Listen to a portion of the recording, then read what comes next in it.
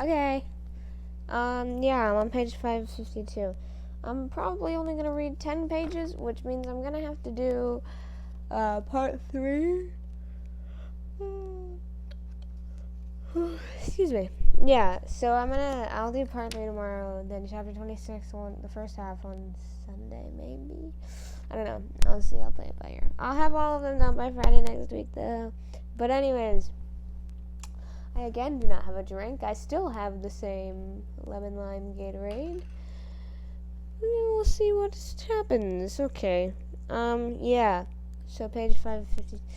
Ooh, there's so much more text in this one. Let me see to which page I'm reading. If all goes well, I should make it to page, to page 564. But I won't read the stuff on 564. I'm just finishing this. Okay, anyway. Excuse me, okay. Churches confront the urban challenge. The swelling size and changing character of the urban population posed sharp challenges to American churches, which, like other national institutions, had grown up in the country. Protestant churches, in particular, suffered heavily from the shift to the city, where many of their traditional doctrines and pastoral approaches seemed irrelevant. Some of the larger houses of worship, with their stained glass windows and thundering pipe organs, were tending to become merely sacred diversions or amusements. Reflecting the wealth of their prosperous parishioners, many of the old-line churches were distressingly slow to raise their voices against social and economic vices. John D. Rockefeller was a pillar of the Baptist Church. J. Pierpont Morgan of the Episcopal Church, Trinity Episcopal Church in New York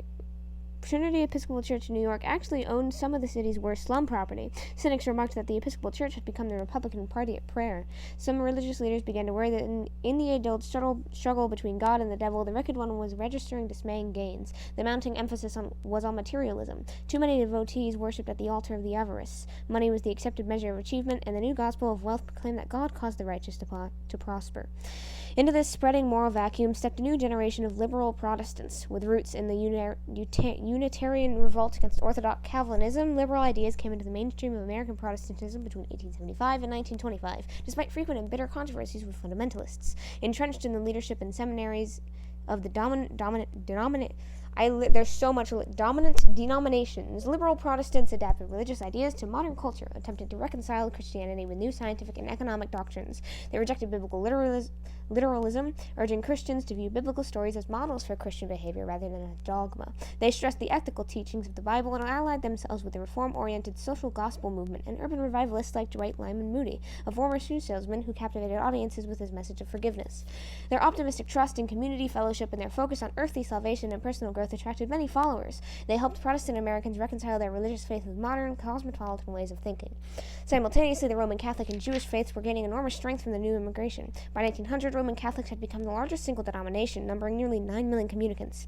Cardinal James Gibbons, an urban Catholic leader devoted to American unity, was immensely popular with Roman Catholics and Protestants alike.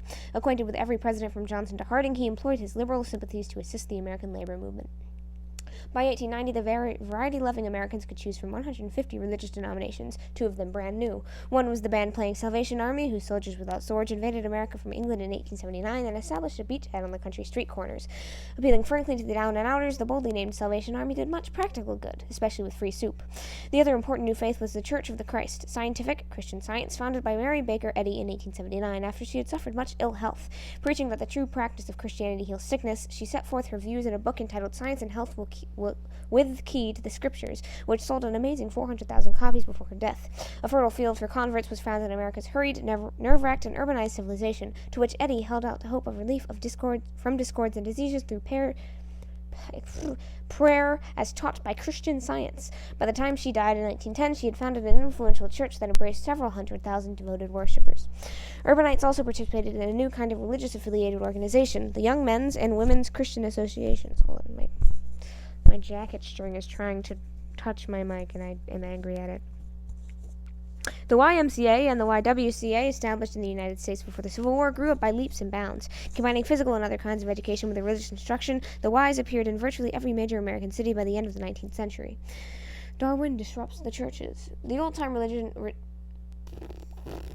my phone fell on me. Okay. The old-time religion received many blows from modern trends, including a booming sale of books on comparative religion and on historical criticism as applied to the Bible.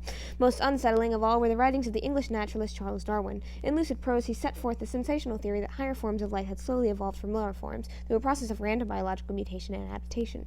Though not the first scientist to prove an evolutionary hypothesis, Darwin broke new ground with his idea of natural selection. Nature, in his view, blindly selected organisms for survival or death based on random, inheritable variations that they happened to possess. Some traits conferred advantages in the struggle for life, and hence better odds of passing them along to offspring. By providing a material explanation for the evolutionary process, Darwin's theory explicitly rejected the dogma of special creations, which ascribed the design of each fixed species to divine agency. Darwin's radical ideas evoked the wrath of scientists and laymen alike. Many zoologists, like Harvard's Louis Agassiz, he held fast to the old doctrine of special creations. By 1875, however, the majority of scientists in America and elsewhere had embraced the theory of organic evolution, though not all endorsed natural selection as its agent. Clergymen and theologians responded to Darwin's theory in several ways. At first, most believers joined scientists in rejecting his ideas outright. After 1875, by which time most natural scientists had embraced evolution, the religious community split into two camps.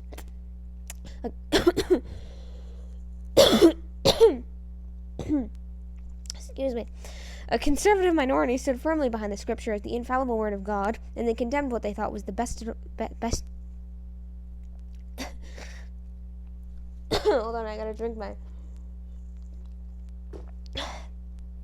bestial hypothesis of the Darwinians. Their rejection of scientific consensus spawned a muscular view of biblical authority that eventually gave rise to fundamentalism in the 20th century. Most religious thinkers parted company with the conservatives and flatly refused to accept the Bible in its entirety as either history or science. They feared that hostility towards evolution would alienate educated believers. Over time, an increasing number of liberal thinkers were able to reconcile Darwinism with Christianity. They heralded the revolutionary theory as a newer and grander revelation of the ways of the Almighty. As one commentator observed, some call it evolution and others call it God. Darwinism undoubtedly did much to loosen religious moorings to promote skepticism among gospel-glutted. While the liberal efforts at compromise did succeed in keeping many Americans in the pews, those compromises also tended to regulate religious teaching to matters of personal faith, private conduct, and family life. As science began to explain more of the external world, commentators on nature and society increasingly refrained from adding religious perspectives to the discussion. The lust for learning. Public education continued its upward climb. The ideal of tax-supported elementary schools, adopted on the nationwide basis before the Civil War, was still gathering strength. Americans were accepting the truism that a free government cannot function successfully if the people are shackled by ignorance. Beginning about 1870, more and more states were making at least a grade school education compulsory, and this gain, incidentally, helped to check the frightful abuses of child labor. Spectacular, indeed, was the spread of the high schools, especially by the 1880s and 1890s. Before the Civil War, private academies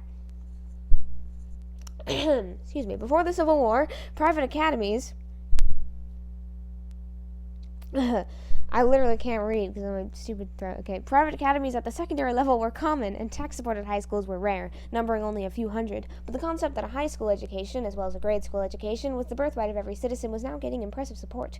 By 1900, there were some 6,000 high schools. In addition, free textbooks were being provided in increasing quantities by the taxpayers of the states during the last 2 decades of the century.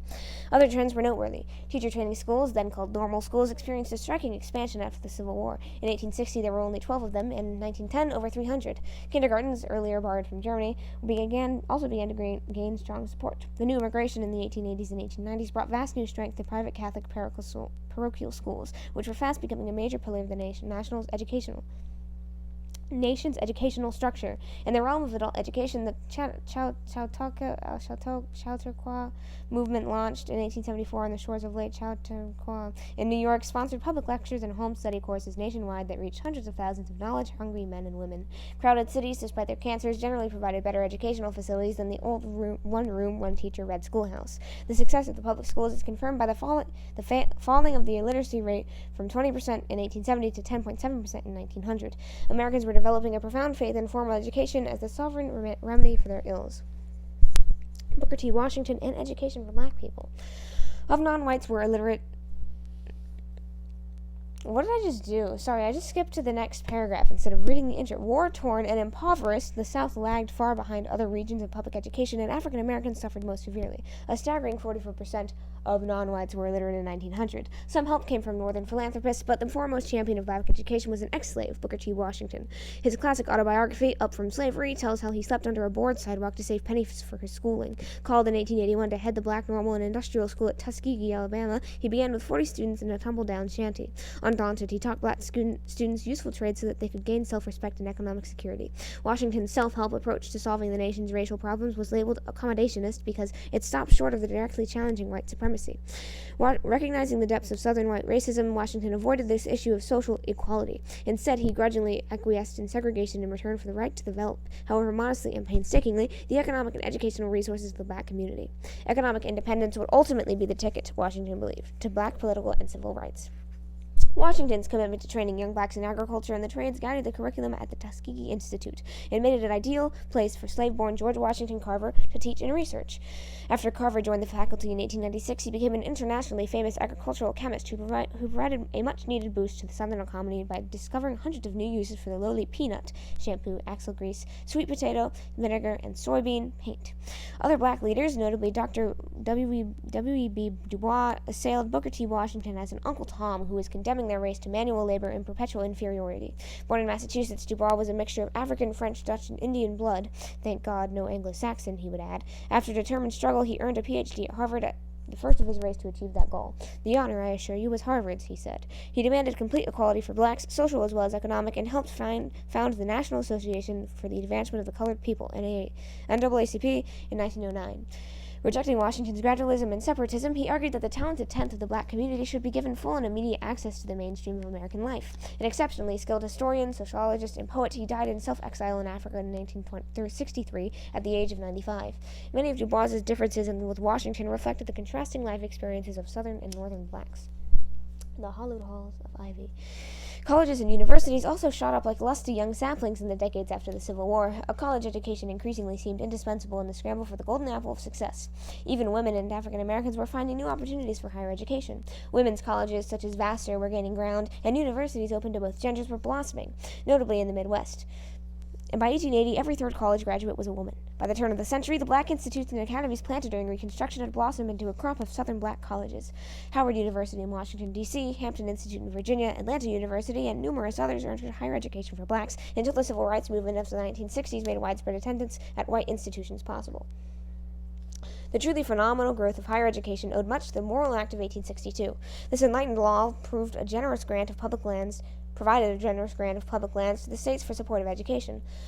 Land-grant colleges, most of which became state universities, in turn bound themselves to provide certain services such as military training. The Hatch Act of 1887, extending the Morrill Act, provided federal funds for the establishment of agricultural experiment stations in connection with land-grant colleges. These two pieces of legislation spawned over 100 colleges and universities, including such institutions as the University of California, the Ohio State University, and Texas A&M. Private philanthropy richly supplemented government grants to higher education. Many of the new industrial millionaires, developing tender social consciences, donated immense fortunes to educational enterprises. A philanthropist was cynically described as one who steals privately and gives publicly. In the 20 years from 1878 to 1898, these money barons gave away about $150 million. Noteworthy among the new private universities of high quality were Cornell, 1865, and Leland Stanford Jr., 1891. The latter founded in memory of the deceased 15-year-old only child of a builder of the Central Pacific Railroad. The University of Chicago, opened in 1892, speedily forged into a front-rank position, owing largely to the lubricant of John D. Rockefeller's oil millions. Rockefeller died at 97 after having given some $550 million for philanthropic purposes. Significant also was the sharp increase in professional and technical schools, where modern laboratories were replacing the solo experiments performed by instructors in front of their classes. My brother just started his shower, and now it is loud. Sorry about that. Towering among the specialized institutions was Johns Hopkins University, opened in 1876, which maintained the nation's first high-grade graduate school. Several generations of American scholars, repelled by the snobbish English cousins and attracted by painstaking continental methods, had attended German universities. Johns Hopkins ably carried on the Germanic tradition of profusely footnoted tomes. Reputable scholars had no longer had to go abroad for gilt-edged graduate degree. Dr. Woodrow Wilson, among others, received his Ph.D. from Johns Hopkins. Homegrown influences shaped the modern American university as much as German models. Antebellum colleges had stressed the unity of truth, or the idea that knowledge and morality existed in a single system. Religious instruction and moral philosophy and natural theology served as pillars of the old classical curriculum. In the wake of the Darwinian challenge, when religion and science seemed less compatible, university reformers struggled to reconcile scientific education and religion to preserve the unity of moral and intellectual purpose. When that effort faltered, university educators abandoned moral instruction and divorced facts from values. Other pressures also helped doom the traditional curriculum. The new industrialization brought insistent demands for practical courses and specialized vocational training in the sciences. The elective system, where students selected courses, was gaining popularity. Reformers also emphasized fields of concentration to prepare students for entry into a profession. Specialization, not synthesis, became the primary goal of a university education. The reform spirit received a powerful boost in the 1870s when Dr. Charles W. Eliot, a vigorous young chemist, became president of Harvard College and embarked upon a lengthy career of educational statesmanship. As a sign of the secularizing times, Eliot changed Harvard's motto from Christo et Ecclesiae in Latin to Veritas, truth. Medical schools and medical science after the Civil War were prospering. Despite the enormous sale of patent medicines and so-called Indian remedies, good for man or beast, the new scientific gains were reflected in improved public health. Revolutionary discoveries abroad, such as those of the French scientist Louis Pasteur and the English physician Joseph Lister, left their imprint on America. The popularity of heavy whiskers waned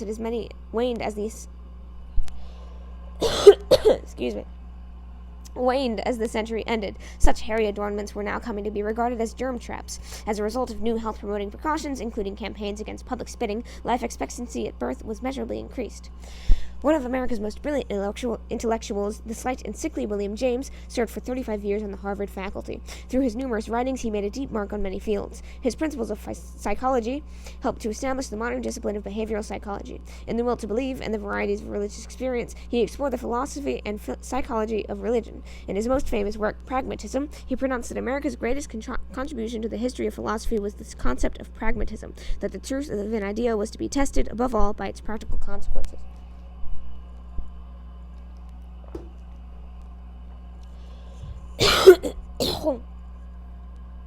Excuse me. Oh, there's so many. So many book titles. Yeah, I might not make it all the way to the 10 pages because I might have to go get dinner in the middle of this. But if that happens, I'll just do the rest of it tomorrow. Okay, the appeal of the press. Books continue to be a major source of edification and enjoyment for both juveniles and adults. Bestsellers of the 1880s were generally old favorites like David Copperfield and Ivanhoe. Well-stocked public libraries, the Poor Person's University, were making encouraging progress, especially in Boston and New York. The magnificent Library of Congress building, which opened its doors in 1897, provided 13 acres of floor space in the largest and costliest edifice of its kind in the world. A new era was inaugurated by the generous gifts of Andrew Carnegie. This open-hand Scotsman, book-starved in his youth, contributed $60 million for the construction of nearly 1,700 public libraries all over the country, with an additional 750 scattered around the English-speaking world from Great Britain to New Zealand. By 1900, there were about 9,000 free circulating libraries in America, each with at least 300 books. Roaring newspaper presses, spurred by the invention of the linotype in 1885, more than kept pace with the demands of a world-hungry public. But the heavy investment in machinery and plant was accompanied by the growing fear of offending advertisers and subscribers. Bare-knuckle editorials were, to an increasing degree, becoming supplanted by feature articles and non-controversial syndicated material. The day of slashing journalistic giants like Horace Greeley was passing. Sensationalism, at the same time, was capturing the public taste. The semi-literate immigrants, combined with the strap-hanging urban commuters, created a profitable market for news that was simply punctually written. Sex, scandal, and other human interest stories burst into the headlines as a vulgarization of the press accompanied the growth of circulation. Critics now complained in vain of these prostitutes. Two new journalistic tycoons emerged. Joseph Pulitzer, Hungarian-born and near-blind, was a leader in the techniques of sensationalism through his own ownership of the St. Louis Post-Dispatch and New York World. His use of colored comic supplements featuring the Yellow Kid gave the name Yellow Journalism to his lurid sheets. A close and ruthless competitor was the youthful William Randolph Hearst, who had been expelled from Harvard College for a crude prank. Able to draw on his California father's mining millions, he ultimately built a powerful chain of newspapers, beginning with the San Francisco Examiner in 1887. Unfortunately, the overall influence of Pulitzer and Hearst was not altogether wholesome. Although both championed many worthy causes, both prostituted the press in their struggle for increased circulation. Both stooped, snooped, and scooped to conquer. Their flair for scandal and sensational rumor was happily somewhat offset by the introduction of syndicated material and by the strengthening of the news-gathering Associated Press, which had been founded in the 1840s. Sip. Apostles of Reform. Magazines partially satisfies the public appetite for good reading, notably Old East Coast standbys like Harper's, the Atlantic Monthly, and the Scribner's Monthly, and the New Western Intrants, such as the California-based Overland Monthly. Possibly the most influential journal of all was the liberal and highly intellectual New York Nation, which was read largely by professors, preachers, and publicists as the weekly day of judgment. Launched in 1865 by the Irish-born Edwin L. Godkin, a merciless critic, it crusaded militantly for civil service reform, honesty in government, and a moderate tariff. The Nation attained only a modest circulation, about 10,000 in the 19th century, but Godkin believed that if he could reach the right 10,000 leaders, his ideas through them might reach tens of millions. Another journalist, author, Henry George, was an original thinker who left an enduring mark. Poor in formal schooling, he was rich in idealism and in the milk of human kindness. After seeing poverty at its worst in India and land-grabbing at its greediest in California, he took pen in hand. His classic treatise, Progress and Poverty, undertook to solve the great enigma of our times, the association of progress with poverty. According to George, the pressure of a growing population on a fixed supply of land unjustifiably pushed up property values, showering unearned profits on owners of land. A single 100% tax on those windfall profits would eliminate unfair inequalities and stimulate economic growth. So George soon became a most controversial figure. His single tax idea was so horrifying to the propertied classes that his manuscript was rejected by numerous publishers. Finally brought out in 1879, the book gradually broke into the bestseller list and ultimately sold some 3 million copies. George also lectured widely in America and Britain, where he left an indelible mark on English Fabian socialism. George's proposals resounded for decades. As late as 1903, a young female follower applied for a patent for the landlord's game, which bore a striking resemblance to Parker Brothers' later Monopoly, released in 1935. In the earlier game, the point was not to amass property, but to expose the unfair advantage enjoyed by the landlord and to show how the single tax would discourage speculation. Edward Bellamy, a quiet Massachusetts Yankee, was another journalist reformer of remarkable power. In 1888, he published a socialistic novel, Looking Backward, in which the hero, falling into a hypnotic sleep, awakens in the year 2000. He looks backward and finds that the social and economic injustices of 1887 have melted away under the idyllic government, which has nationalized big business to serve the public interest. To a nation already alarmed by the trust evil, the book had a magnetic appeal and sold over 1 million copies. Scores of Bellamy clubs sprang up to discuss this mild utopian socialism, and they heavily influenced American reform movements near the end of the century.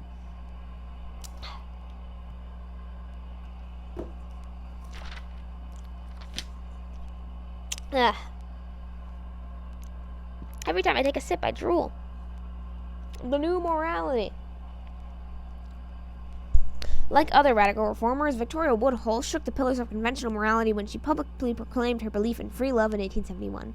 Woodhull was a beautiful and eloquent divorcee, sometimes stockbroker, and timeless feminist propagandist. Together with her sister, Tennessee Claflin, she published a far-out periodical, Woodhull and Claflin's Weekly. The sisters again shocked respectable society in 1872 when their journal struck a blow for the new morality by charging that Henry Ward Beecher, the most famous preacher of his day, had for years been carrying on an adulterous affair.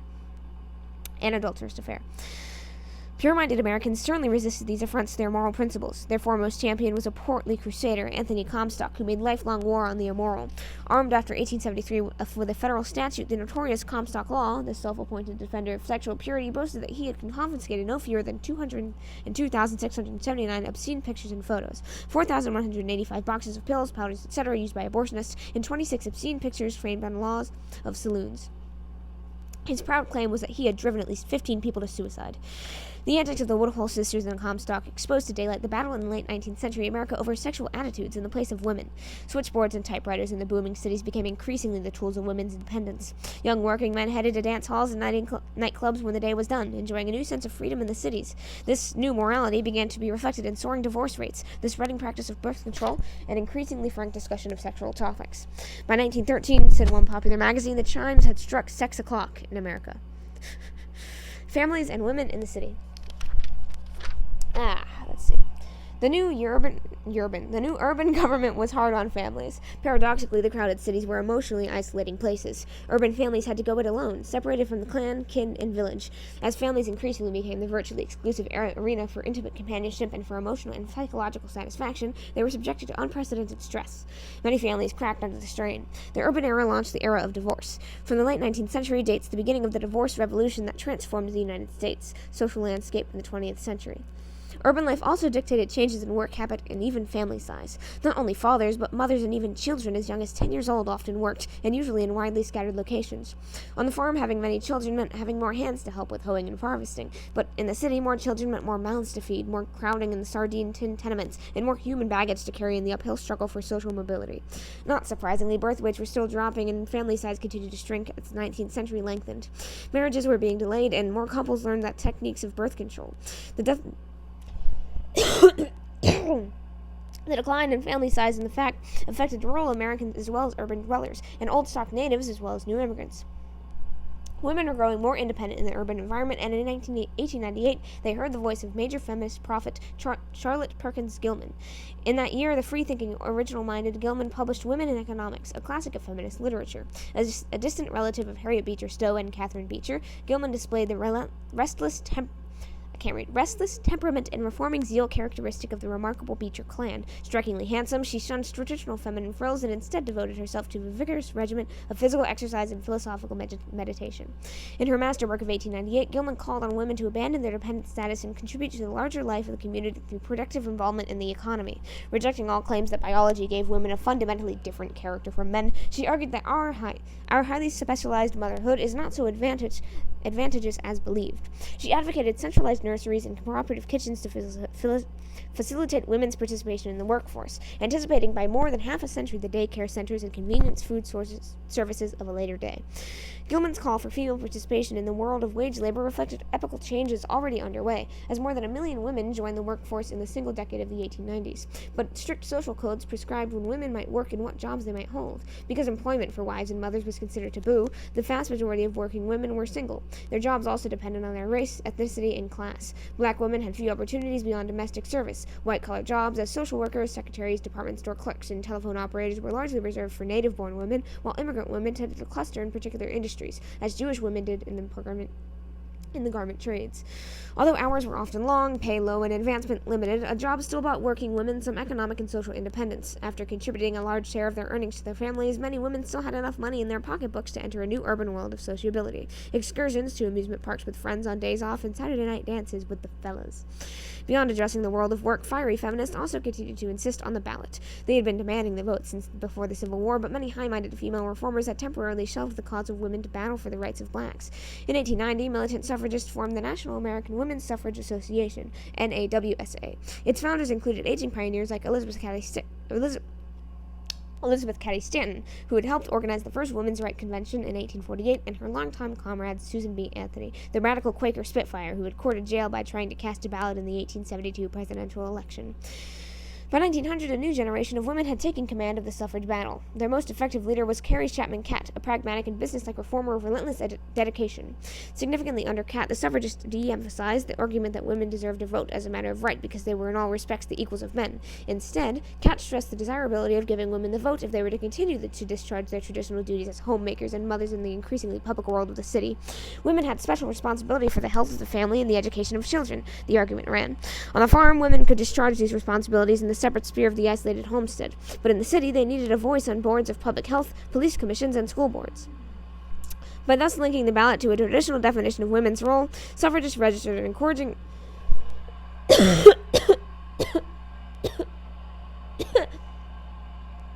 Excuse me. Oh my god. Suffragists registered encouraging gains as the new century opened, despite continuing showers of rotten eggs and the jeers of male critics who insisted that women were made for loving, not voting. Women were increasingly permitted to vote in local elections, particularly on issues related to the schools. Wyoming Territory, later called the Equality State, granted the first unrestricted suffrage to women in 1869. Many western states soon followed Wyoming's example. Paralleling these triumphs, most of the states by 1890 had passed laws to permit wives to own or control their property after marriage. City life also fostered the growth of a spate of women's organizations, including the General Federation of Women's Clubs, which counted some 200,000 members in 1900. Meanwhile, in 1893, New Zealand became the first nation to grant women equal suffrage rights, further inspiring American reformers. The reborn suffrage movement and other women's organizations largely excluded black women from their ranks. Fearful that an integrated campaign would compromise its efforts to get the vote, the National American Women's Suffrage Association limited membership to whites. Black women, however, created their own associations. Journalist and teacher Ida B. Wells inspired black women to mount a nationwide anti-lynching crusade. She also helped to launch the Black Women's Club movement, which culminated in the establishment of the National Association of Colored Women in 1896. Okay, those are the 10 pages. There's so much more text ahead. I will definitely do that tomorrow. But wow. Okay, cool.